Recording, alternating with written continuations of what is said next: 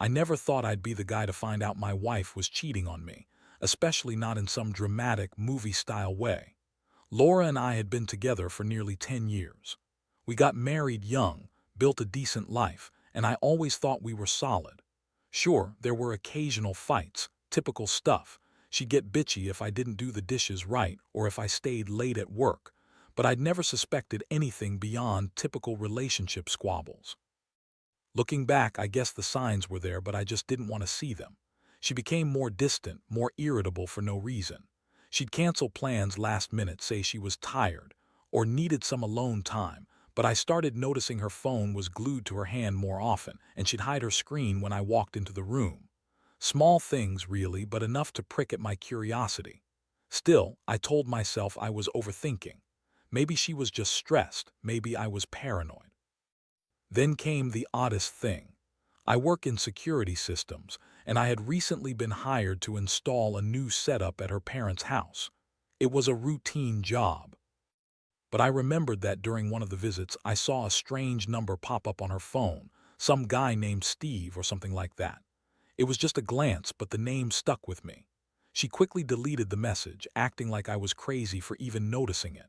I shrugged it off, told myself it was nothing. But under the surface, I felt a little uneasy.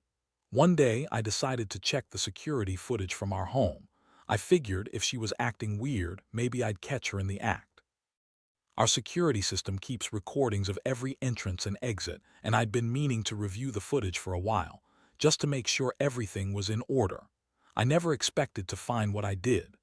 The footage showed her coming home late a few nights ago, well past midnight when I was out with some friends. Nothing unusual there, right? But then she started visiting the basement where I had stored some old collectibles and, more importantly, where I kept the safe. The safe was vintage, inherited from my father. It's old-fashioned, heavy, and I only trusted myself to open it. Laura had never shown interest in it before, but on this footage she was there, fiddling with the safe, trying to open it. I thought maybe she was just curious, maybe she was cleaning or rearranging stuff, but then I remembered that she and I never opened it together. I didn't tell her the combination because it was my father's most valuable keepsakes. Seeing her down there, sneaking around the safe, set off a warning bell. The weird part: I noticed she exchanged some contact info with a guy, the safecracker I had hired earlier that week to open the vault at my father's old estate. His name was Mike. I remembered because I had only just gotten his number for a job I needed done. She had met him, I realized, not just to open the safe, but afterward. They exchanged contacts. I couldn't believe it. The same guy I hired to open the vault, the one I trusted to handle my family's valuables, was now apparently in contact with my wife. That's when I really started to dig. I looked through her phone, her emails, her texts. It was like peeling an onion, each layer revealing more lies. There were messages between her and Mike, talking about the job, meeting up, and even more disturbing, plans to meet again. I found photos of her and him together, smiling like they were friends, not the adulterous lovers I was starting to suspect. The shock was overwhelming. I felt sick. Here I was, thinking I was married to someone I loved, someone I trusted, only to find out she's been sneaking around with a guy I hired for a job that wasn't even professional anymore. Her little lies, her bullshit about being busy, tired, or working late, all of it crumbled in that moment. I didn't want to confront her immediately. I needed to think. I sat there, staring at the footage, feeling a mixture of anger, betrayal, and sadness. How could she do this? How could she betray me like this, especially with someone I trusted to handle something so personal? My mind raced with the implications. Was this just about the safe? Or was this about something bigger? My wife cheating on me, lying to my face for months. I knew I couldn't keep quiet. I had to confront her. But I also realized I needed a plan. I couldn't just blow up like some angry idiot. I had to be smart about this. Because, at the end of the day, I was hurt and I was betrayed, but I also needed to protect myself from whatever she might do next. That night, I stayed up, trying to process everything. I kept replaying the footage, trying to figure out her next move. I felt like a fool for not noticing sooner, but I also knew I had to get to the bottom of it. no matter how much it hurt. I didn't want to lose everything, but I also couldn't live with this secret anymore. The next day, I woke up feeling like I'd been hit by a truck. My mind kept circling back to the footage and those stupid messages. I knew I had to confront her, but I also wanted to catch her in a lie first. I decided I'd wait until she got home from work. I needed her to think I didn't know anything, just to see how she'd react. I figured that might give me some leverage, or at least some clarity. So I played it cool all day. I went to work, pretending everything was normal, but I was checking my phone constantly. I kept thinking about how she lied to me so easily, how she'd been sneaking around in my own house like she owned the place. And Mike, God, that guy. I had hired him to open a safe, not to become some secret lover. When I found out she had exchanged contacts with him, I realized this was way beyond just her curiosity. This was serious. She was cheating on me with someone I hired, someone I trusted to do a job. That thought alone made my stomach turn. When she finally got home, she was in her usual bitchy mood. She snapped at me about dinner, about the TV being on too loud, about how I was always accusing her of stuff. I stayed quiet, just looked at her, feeling the weight of everything. I wanted to blast her right then and there, but I knew I needed to stay calm. I needed her to slip up or to give me a reason to blow her cover. Instead of outright accusing her, I decided to test her.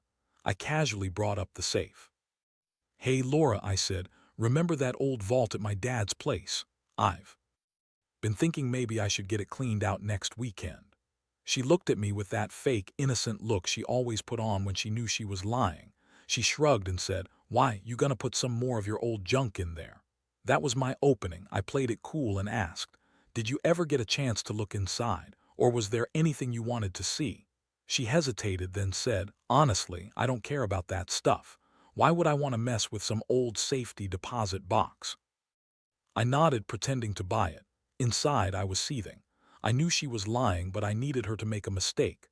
I decided to keep pushing a little, just enough to see her crack. I asked, "Well, I did notice you hanging around the basement a lot lately. Anything you wanted to tell me about?" She rolled her eyes and snapped, "God, you're so paranoid. I've been busy, okay? Maybe I was cleaning or just trying to get some space. You overthink everything."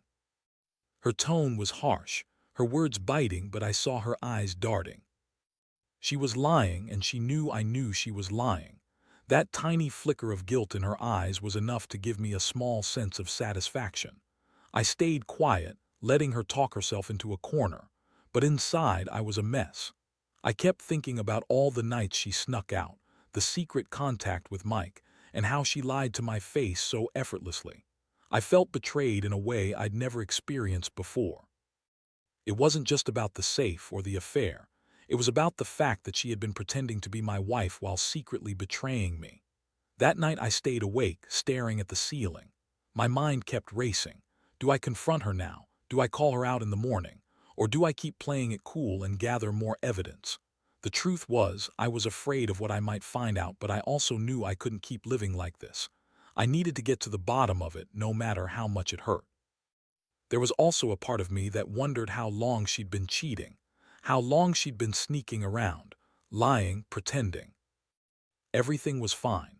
Was it just the last few weeks, or had it been going on for months? Would she even care if I found out? Or was she just waiting for me to catch her?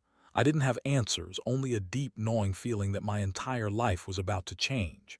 The next few days felt like walking on thin ice. I kept up the facade of normalcy, but inside I was anything but. Every time she snapped at me or threw a bitchy comment, I felt a surge of anger, mixed with confusion and betrayal. I couldn't shake the feeling that she was hiding something huge, and I was suddenly aware of every little detail about her behavior. The way she avoided my eyes when I brought up the basement, the way she'd get defensive when I asked about her phone. It was all too obvious now. Finally, I decided I'd had enough of pretending. I couldn't keep living in this fog of uncertainty. I waited until she was in the shower, then took my phone and started digging through her messages more thoroughly. I needed hard proof, something concrete I could confront her with. I knew she'd lied, I knew she'd been sneaking around, but I needed to know just how deep this went. What I found was worse than I expected. There were texts from Mike, the safecracker, not only about the safe but about meeting up outside our house. They talked about things to do, places to go, and even plans to meet after she finished her shift. I was stunned. She told me she was working late at her part-time job at that boutique, but it turns out she'd been meeting with him, alone, under the pretense of checking out the safe. On top of that, I found explicit messages. She and Mike had been having sex, I'm pretty sure, for a while now. It was all there. The flirtatious exchanges, the dirty talk, the promises of more fun later. I felt like I'd been punched in the gut. I couldn't believe she was cheating on me with this guy, not just emotionally but physically too. The thought made me sick, especially considering I'd hired him to open a safe I wasn't even sure I cared about anymore. The worst part, I found a string of photos she'd sent him, screenshots, of herself in our bed in her underwear and even a couple of nudes. She was flaunting herself to him like she was trying to prove she was still desirable, and he was responding with praise, saying she looked hot and sexy as hell. That hit harder than anything. It wasn't just an affair, it was blatant, trashy, disrespectful. She was actively seeking out someone else's attention and exchanging those kinds of images. I sat there staring at the phone. My hands were trembling. All I could think about was how she'd lied to my face, how she'd been sleeping with this safecracker behind my back, exchanging intimate photos and making a fool of me. I felt humiliated, angry, and betrayed. How had I missed all of this? How had I been so blind? I knew in that moment I had to confront her, but I also knew I couldn't just do it without a plan. If I was going to do this right, I needed to be careful. I couldn't afford to let her spin her bullshit anymore. I had the evidence now, and I wasn't going to let her deny it. I needed to catch her in the act, or at least have her admit everything. That night I decided I'd set a trap. I told her I was going out with some friends, but instead I stayed home, hidden in the dark, waiting for her to come back from her late shift. I wanted her to think I didn't know anything, just to see her reaction. I honestly didn't know what I'd do if she denied it, or if she'd just lie her way out of it again. But I was done being the fool. Sure enough, around midnight, I saw her car pull into the driveway. She looked nervous, tired, and a little frantic. She tried to act casual when she came inside, but I noticed her hands trembled slightly. I kept quiet, just watching her, letting her believe I was clueless. It was time to confront her face to face, and I was ready. I'd finally have the truth straight from her mouth, and I was prepared for whatever she was going to throw at me. All I knew was I wasn't going to be played anymore. When she finally stepped inside, I kept my expression neutral, though inside I was boiling. She tried to act like everything was normal, acting like she'd been somewhere innocuous, maybe just working late at that stupid boutique, but I didn't buy it. I was staring right at her, and I saw that flicker of guilt in her eyes again, that subtle hesitation she couldn't completely hide. I took a deep breath, trying to keep my voice steady. "Laura," I said softly but firmly, "we need to talk." She looked at me, her eyes narrowing like I was wasting her time. "What's there to talk about?"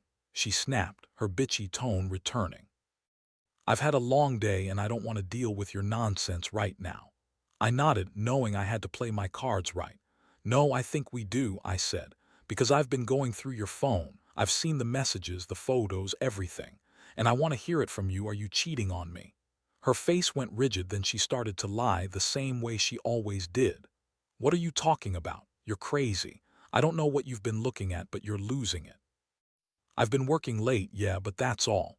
You're imagining things." I stepped closer, feeling my fists clench. "No, Laura, I'm not imagining anything.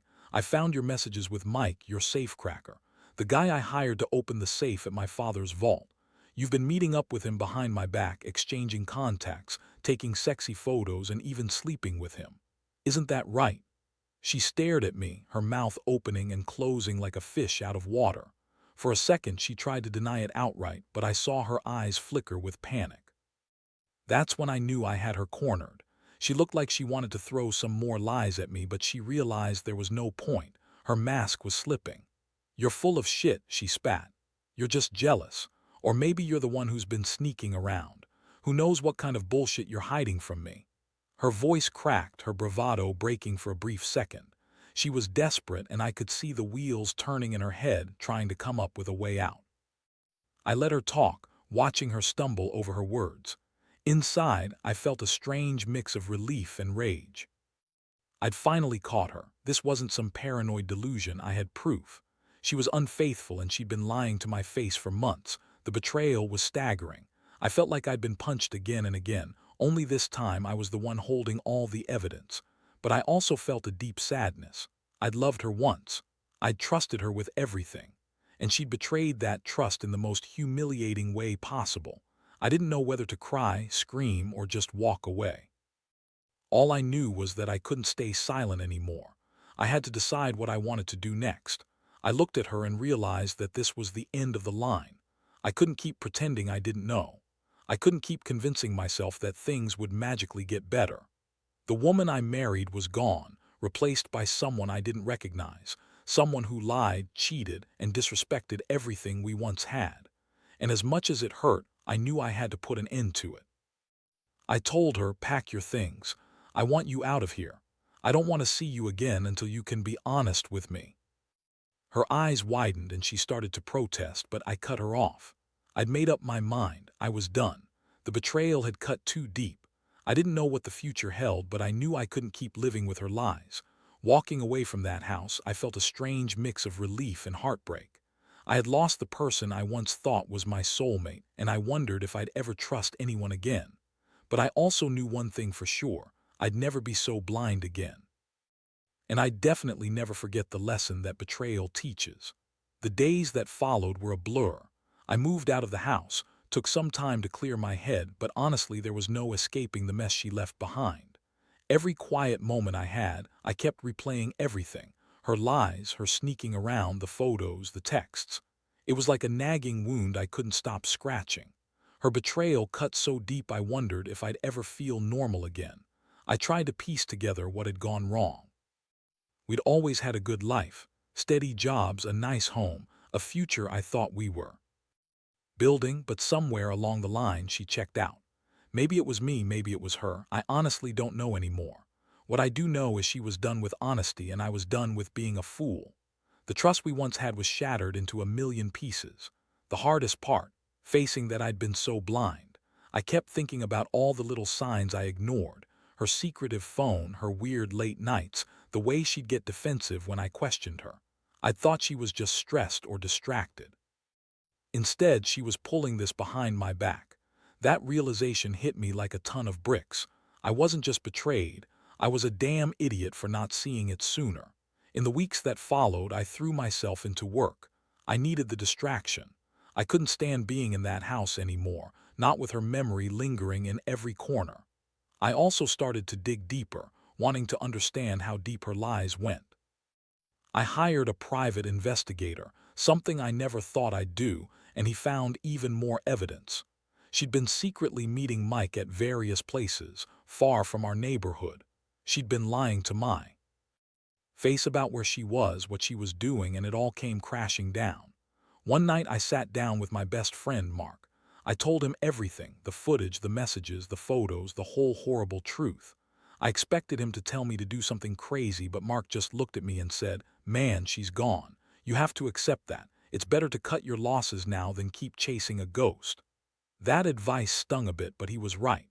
At some point, you have to realize enough is enough. So I made a decision. I wasn't going to try to fix this, not anymore. No matter how much I loved her or how much it hurt, I couldn't stay in a relationship built on lies and betrayals. I knew I deserved better. I wanted my dignity back, my peace. I reached out to a lawyer and started the process of divorce. It wasn't easy. Every step felt like I was ripping out a piece of my own soul, but I knew it was the only way to move forward. Throughout it all, what haunts me most isn't just the fact she cheated. It's the way she lied, the way she played me like a fool. She's the kind of woman who could look you in the eye and tell you she loved you while secretly screwing someone else. That's the part that really messes with your head. Trust is everything, and she took that away in an instant.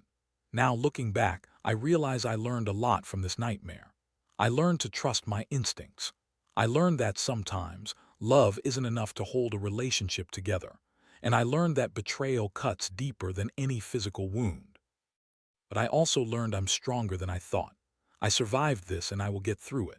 I won't lie, it's going to take time. I'm not even sure I'll ever fully heal. But I do know I'll rebuild my life piece by piece.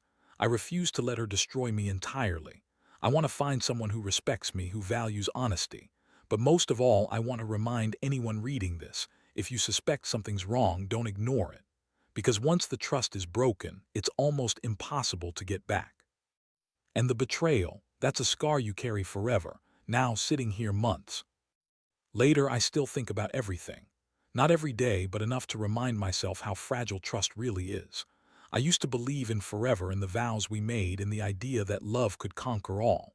Turns out, love isn't enough when it's built on lies and deceit. That was a hard lesson, but one I needed to learn. I've started dating again, slowly. It's weird reconnecting with people after everything, but I realize that even after betrayal like this, life moves on. I don't hold her entirely responsible for what happened. People make mistakes, sometimes terrible ones.